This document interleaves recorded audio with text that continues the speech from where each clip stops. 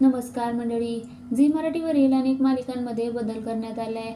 मालिकेच्या वेळेमध्ये, कथेमध्ये बदल करण्यात आला.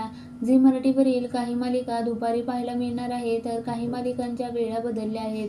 वाहिनीवरील लक्ष्मी निवास आणि सावळ्याची जणू सावली या मालिका दुपारी प्रसारित होणार आहेत, तर संध्याकाळच्या 2 मालिकेच्या वेळा वाढवण्यात आल्या आहेत.